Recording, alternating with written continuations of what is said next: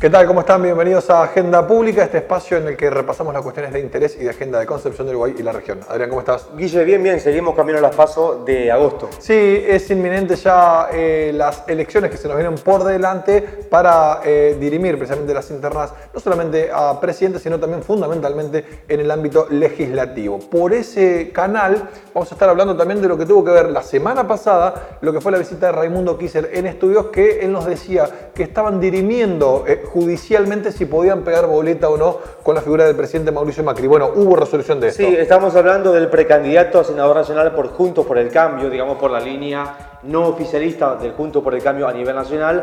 Raimundo Kiser nos decía que justamente se estaba dirimiendo a nivel judicial y finalmente la Cámara Nacional Electoral dijo que Kiser no puede pegar su boleta a la de los precandidatos Macri y Pichetto. Bueno, seguimos hablando también de precandidatos. En este caso, luego de la pausa, vamos a estar hablando con Pablo Amarillo. Él es docente uruguayense y también integra una lista para tratar de llegar a la Cámara de Diputados. Exactamente, él es precandidato a diputado nacional por el pertenencia al Partido Obrero, partido que integra el Frente de Izquierda y de los Trabajadores Unidad, FIT Unidad, que en cierta forma se podría decir que da respuesta positiva a los reclamos de varios años porque los sectores de la izquierda se junten planteando una propuesta unificada. Después de la pausa, entonces, la invitación para conversar con Pablo Amarillo, precandidato uruguayense, a al menos intentar llegar a obtener y ocupar una banca en la Cámara de Diputados Nacionales. Tu río, tu pasión, tu historia, tu ciudad. Concepción del Uruguay. Este mes vení a Sensei y aprovechá los precios insuperables en todos los productos. Smart TV TCL 32 pulgadas, Full HD, control por voz a solo 10.999 pesos o 12 cuotas de 1.625 pesos. Sensei, con vos siempre.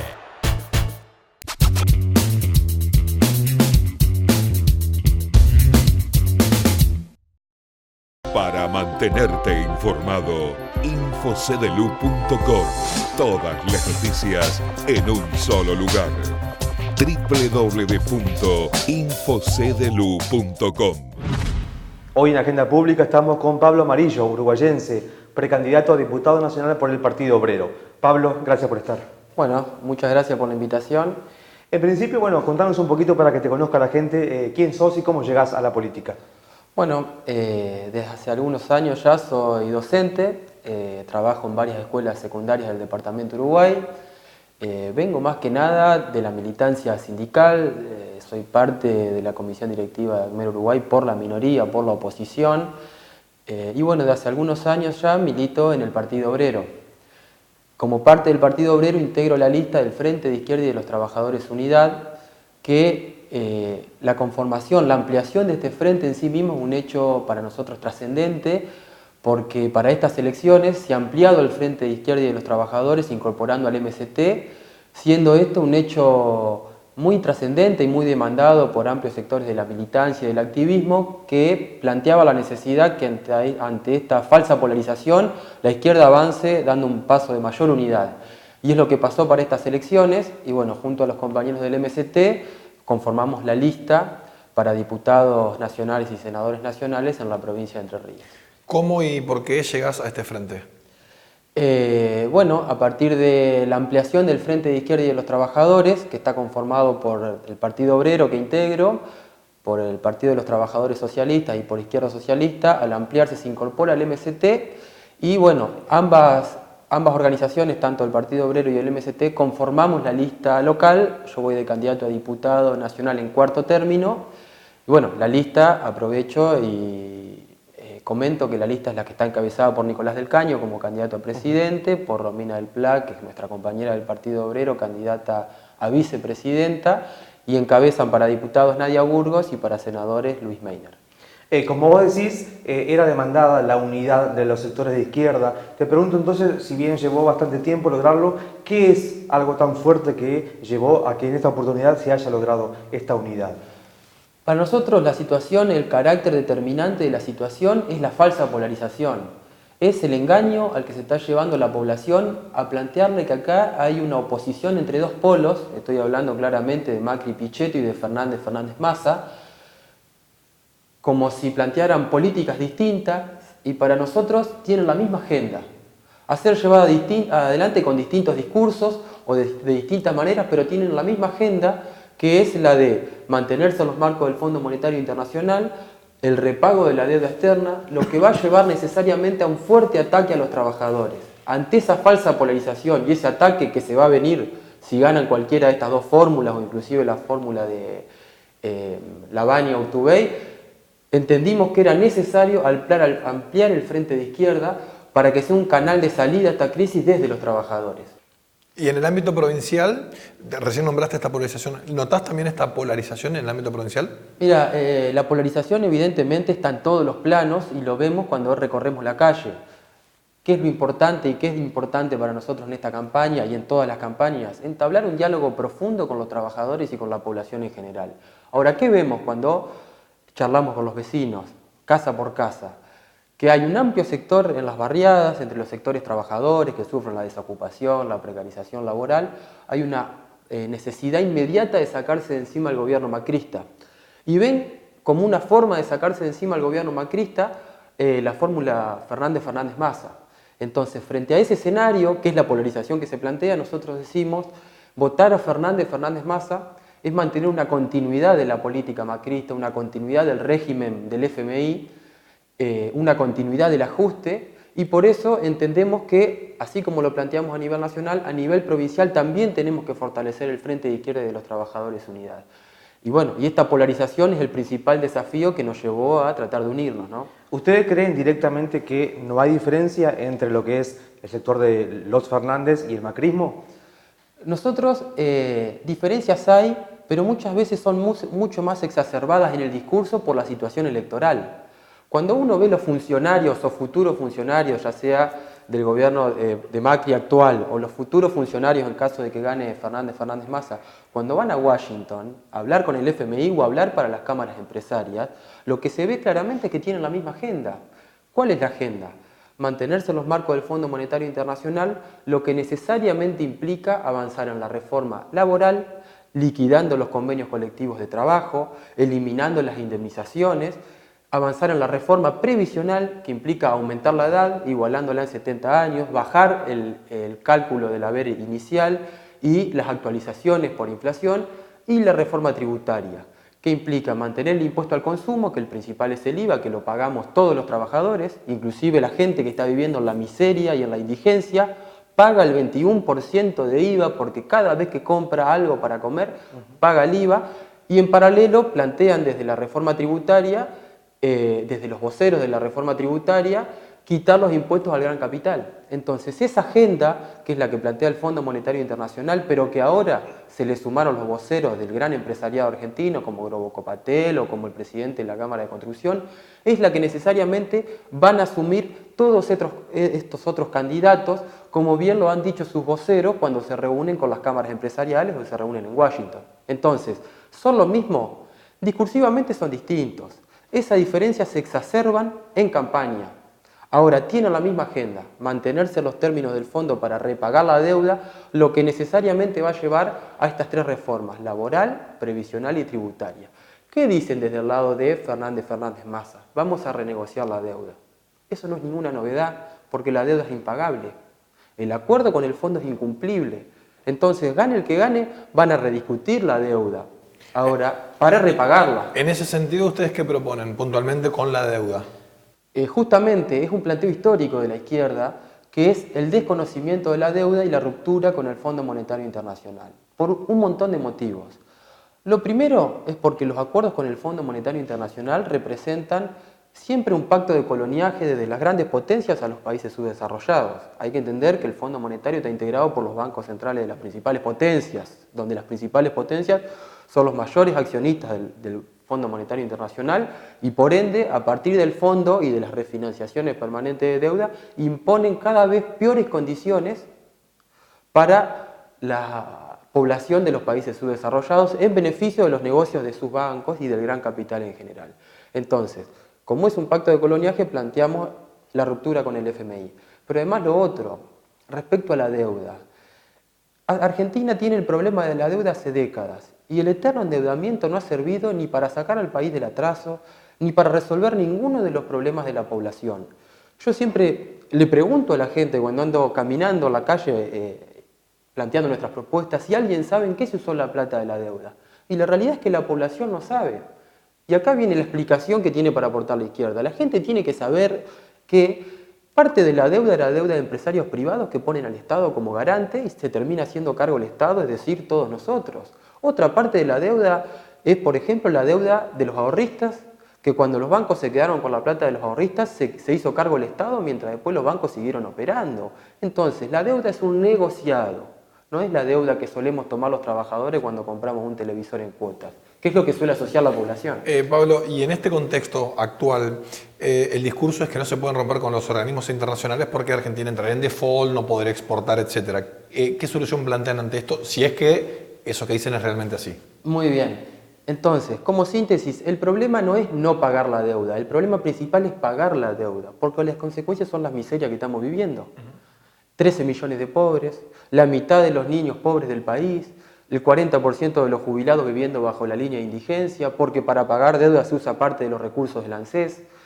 Entonces, junto con el desconocimiento de la deuda, lo que planteamos es la conformación de una banca pública y estatal que concentre el ahorro nacional para que el ahorro nacional esté al servicio de desarrollar el país, industrializar el país y resolver los grandes problemas de las mayorías nacionales: educación, salud, vivienda, infraestructura, servicios. Porque hay que entender que la deuda es una eterna sangría permanente que se va del país y que es incompatible con la resolución de los problemas de la población. Por eso, cuando Fernández dice que va a pagar la deuda sin ajuste, está mintiendo. No hay forma, y los argentinos conocemos bien al Fondo Monetario porque lo vivimos en 2001. Bueno, el sector de Fernández tiene como antecedente la quita de la deuda que logró Kirchner con la Baña, justamente como ministro de Economía. ¿Vos pensás que no pudiera ser, que no puede llegar a suceder algo similar en caso de que los Fernández lleguen a la vicepresidencia? Profundizo sobre eso. La deuda reestructurada fue con los acreedores privados. El Fondo Monetario Internacional, el Banco Mundial y el Banco Interamericano de Desarrollo fueron los acreedores privilegiados. Cuando acá había 54% de pobres, 24% de indigentes y 21% de desocupados, el Fondo Monetario y el Banco Mundial seguían cobrando en efectivo. Cuando se reestatiza el sistema de jubilaciones y pensiones, se va a pagar la deuda con recursos del ANSES, por eso las jubilaciones eran miserables. Entonces, la reestructuración de deuda fue con sectores privados que en realidad terminaron cobrando el valor de los bonos porque se les agregó el cupón PBI. Entonces, esa quita inicial que tanto reivindica el kirchnerismo no terminó existiendo porque había el cupón PBI que establecía de que si el país crecía, se le aumentaba el pago de esos bonos. Como el país en esa etapa creció por las exportaciones y demás, terminaron cobrando lo que valían esos bonos nominalmente cuando los habían comprado a precio de remate en el 2001. Entonces, es un verso lo de la quita a los acreedores privados, y respecto a los organismos internacionales nunca dejaron de pagar cuando la mitad de la población estaba debajo de la línea de la pobreza. Entonces ellos dicen, nos desendeudamos. Primero es una falacia porque tomaron el gobierno con 125.000 millones de dólares de deuda y se fueron con el doble, con 250.000 millones. Pero además cancelaron una deuda con los acreedores internacionales, con los organismos internacionales, pero vaciando el ANSES, profundizando la deuda con los trabajadores argentinos, con los jubilados y con los trabajadores azotados por la pobreza, que en 2015, cuando se van del gobierno, estaban en el 30% y que hoy se profundizó. Entonces, pagar la deuda implica mantener estos problemas estructurales, un 30% de pobres, un porcentaje importante de ese 30% debajo de la línea de indigencia, mantener enorme problema con el tema de los servicios, donde hay un montón de lugares que no llega el gas natural, no llega el agua potable, la falta de vivienda. Hacemos una breve pausa. Cuando regresemos vamos a seguir hablando con Pablo Amarillo. Te vamos a preguntar por las propuestas, por las soluciones que pueden llegar a aportar desde el Frente de Izquierda a propósito de cara a las próximas elecciones del 14 de agosto. Tu río. Tu pasión. Tu historia. Tu ciudad. Concepción del Uruguay. Este mes vení a Sensei y aprovechá los precios insuperables en todos los productos. Celular Motorola Moto C con cámara de 5 megapíxeles más auriculares de regalo a solo 7.599 pesos o 12 cuotas de 1.055 pesos. Sensei, con vos siempre.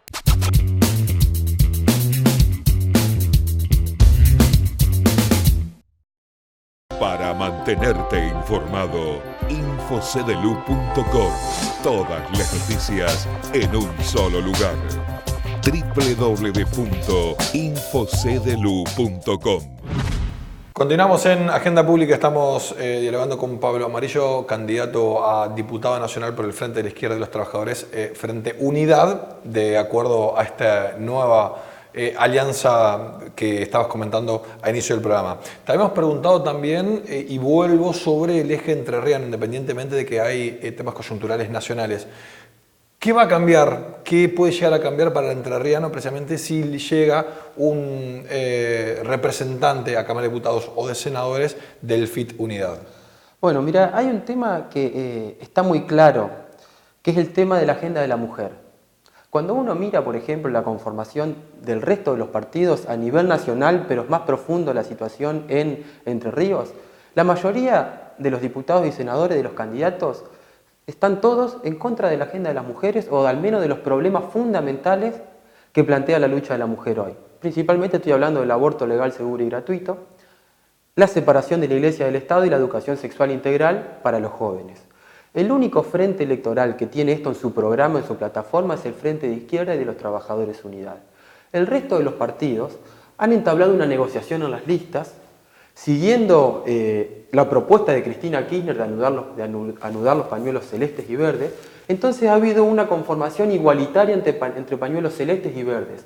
Pero eso, en Entre Ríos, es peor aún, porque cuando uno mira la lista, por ejemplo, del Frente de Creer, casi ninguno de sus candidatos a diputados o senadores se han pronunciado en favor del aborto legal, seguro y gratuito. Ni hablar de los otros partidos. Por ejemplo, la fórmula Labaña-Urtubey tiene en su conformación provincial al partido Creer de Gualeguaychú, que directamente es un partido reaccionario, vinculado con los pañuelos celestes, en contra de los derechos de las mujeres. Entonces, votar al Frente de Izquierda y de los Trabajadores Unidad en todo el país, pero principalmente en Entre Ríos, es un fortalecimiento a la lucha de las mujeres y de los jóvenes que quieren aborto legal, seguro y gratuito, educación sexual integral en todas las escuelas laica y científica y la separación de la Iglesia del Estado.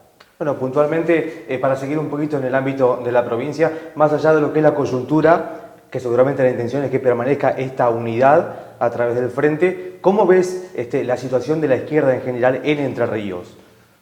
Mirá, un dato que puede ser menor, pero que para nosotros es importante. El Partido Obrero no existía en Entre Ríos y ahora existe.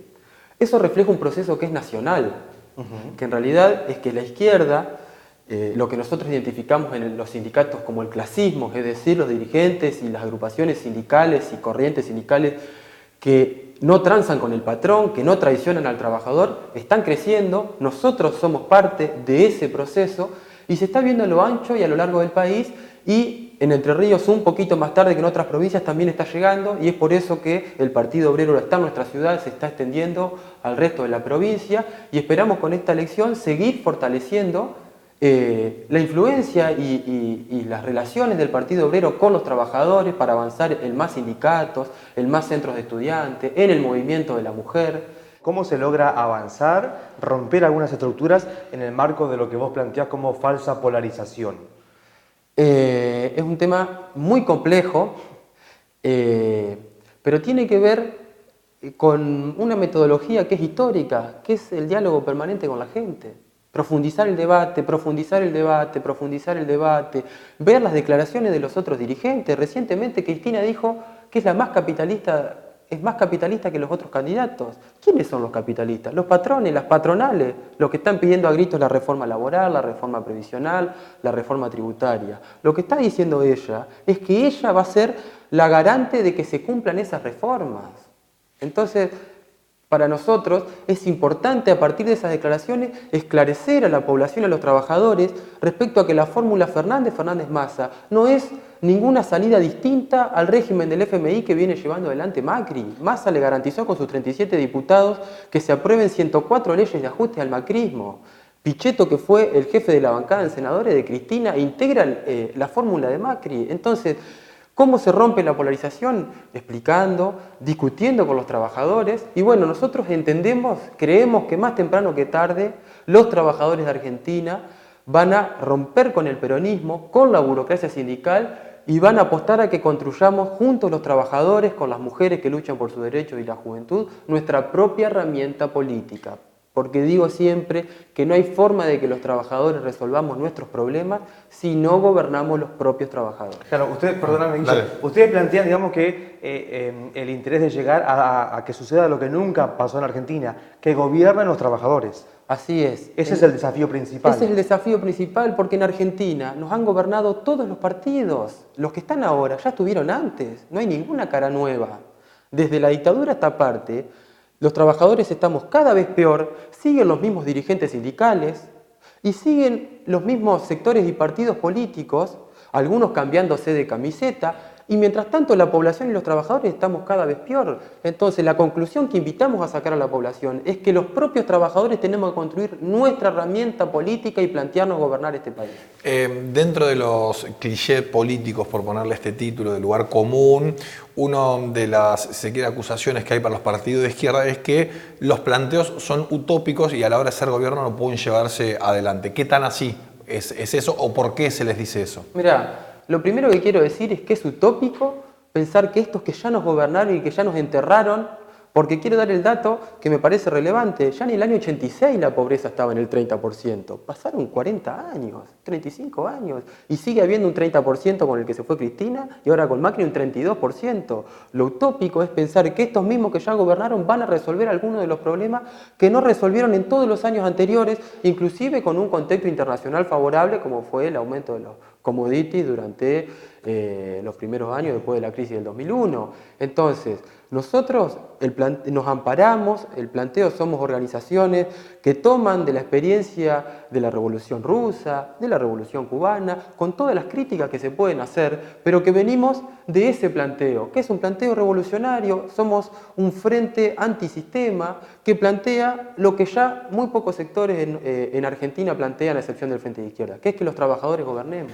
Otro de los clichés políticos, si se quiere, para la izquierda es que son dos y hacen tres partidos. Ese queda derribado acá con el FIT Unidad, ¿no? Sí, y también otro cliché es que estamos en la marginalidad. Y yo lo que quiero rescatar es que se ha consolidado como un actor político la izquierda, porque ¿cuántos años hace ya que tenemos diputados nacionales? Tenemos más de 40 bancas, diputados provinciales, senadores provinciales, cada vez estamos en más sindicatos, conducimos de la Federación Universitaria de Buenos Aires, que es una de las más grandes de Sudamérica. El movimiento de desocupados, como el Polo Obrero, podrán ver las movilizaciones de miles y miles combatiendo a los punteros, y es por eso que crece tanto, porque en los barrios se cansaron los desocupados de los punteros, y por eso crece el Polo Obrero, que es una organización democrática de desocupados. Somos un actor político pequeño, en crecimiento, que se ha consolidado como un actor y que tiene algo para decir y que cada vez es más escuchado por los trabajadores. A propósito de esto, ¿cómo es la campaña vos decís esta falsa polarización? ¿Cómo es la campaña para ustedes desde lo numérico, desde lo estructural? ¿Qué tan difícil se les hace? Mirá, hay una situación que es, si se quiere, una desventaja, pero a la vez una virtud.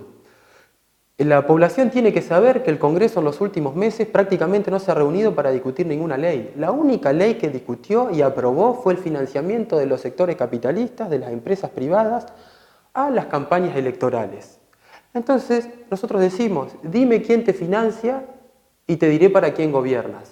El Frente de Izquierda y de los Trabajadores se sostiene con el aporte de miles de trabajadores de todo el país, porque el Partido Obrero y el Frente de Izquierda está desde Misiones hasta Tierra del Fuego, y ese aporte, sostenerse con el aporte de los trabajadores, es lo que permite que nunca estemos en contra de los trabajadores, y esa es la garantía para que este planteo que decimos lo llevemos adelante, que es la perspectiva de independencia política de los trabajadores por un gobierno de los trabajadores. Eso es lo que explica que nuestros diputados no votaron ni una ley de ajuste del macrismo, mientras que los otros diputados votaron en contra de los jubilados. ¿A qué persona, qué sector de la población está a favor de joder al jubilado? Y el Congreso, con los cientos de miles que estábamos afuera, lo votó igual. ¿Por qué? Porque son las patronales que quieren la reforma previsional las que financian a esos partidos. Y esa es la diferencia, entonces. Es una desventaja porque tenemos menos recursos que el resto de los partidos, pero es nuestra fortaleza, porque es lo que garantiza que siempre estemos del lado de los trabajadores, que es la clase a la que pertenecemos los candidatos, porque todos los días vamos a trabajar, y es la clase que queremos que sea gobierno en este país. En este marco de revalorización de los trabajadores que ustedes plantean, te pregunto, ¿cómo pensás que fue evolucionando el protagonismo que supo tener el sector obrero en el PJ y que claramente ya no lo tiene? Justamente, primero, el sector obrero siempre tuvo un protagonismo supeditado, primero a las órdenes de Perón, pero también a lo que se conoce como el empresariado nacional. No olvidemos que Perón decía que el movimiento obrero era la columna vertebral del movimiento. Para nosotros, el movimiento obrero es la cabeza del movimiento. Nosotros queremos, los trabajadores, ser gobierno. Entonces, por eso planteamos la independencia de clase del conjunto de las patronales, obviamente, en una confrontación con las grandes patronales nacionales y extranjeras. Y bueno, y el movimiento obrero viene haciendo una experiencia con el peronismo y de a poco va rompiendo y va eligiendo dirigentes en los sindicatos, que ahora se reflejan también en la cuestión político-electoral, de izquierda. Empiezan a ver cada vez más que hay que romper con el peronismo porque hace 30 años están los mismos dirigentes sindicales y los trabajadores están cada vez peor. Pablo, en este contexto, ya estamos terminando, en este contexto de polarización, vos decías falsa polarización, en estas elecciones PASO, ¿a qué aspiran fundamentalmente ustedes del FIT Unidad? Bueno, primeramente aspiramos a superar los pasos, este piso proscriptivo. Segundo, a consolidar este actor político y ampliar este actor político que es la izquierda y el FIT-U, que lo que plantea es dar una salida desde los trabajadores a la crisis. Nosotros decimos, acá la polarización es entre los candidatos del Fondo Monetario Internacional, que se pasean por Washington, que van a profundizar la miseria para el repago de deuda, o los candidatos del Frente de Izquierda y de los Trabajadores Unidad, que planteamos una salida desde los trabajadores, priorizando las demandas y necesidades de los trabajadores a esta crisis. Salud, educación, vivienda, jubilación. Entonces, a lo que aspiramos es a que esa propuesta llegue a todos los trabajadores, a profundizar ese diálogo con los trabajadores y a que con su voto masivo fortalezcan al Frente de Izquierda y los Trabajadores Unidad como canal político. Bueno, se acabó el tiempo. Se nos acaba el programa. Bueno, gracias Pablo por estar con nosotros. Bueno, muchas gracias. Por último, un repaso. Invito a votar a la lista 133, que es nuestra lista. Nicolás del Caño, presidente, Romina del Pla, vicepresidenta, Nadia Burgos y Pablo Amarillo, quien les hablan, la lista para diputados, y Luis Meiner para senadores. Y bueno, convocamos a los trabajadores y a la población a fortalecer al Frente de Izquierda, porque más temprano que tarde vamos a tener que salir a enfrentar al régimen del Fondo Monetario Internacional con el que piensan seguir todos los otros candidatos. Pablo, muchas gracias. Gracias. Bueno, de esta forma llegamos al final. Pasaba por agenda pública otro de los precandidatos a la legislatura provincial de cara a la legislatura nacional de cara a las PASO de agosto. Nos despedimos así. Se termina el programa. Que tengan buena semana. Gracias. Chau. Hasta el próximo programa. Chau, chau.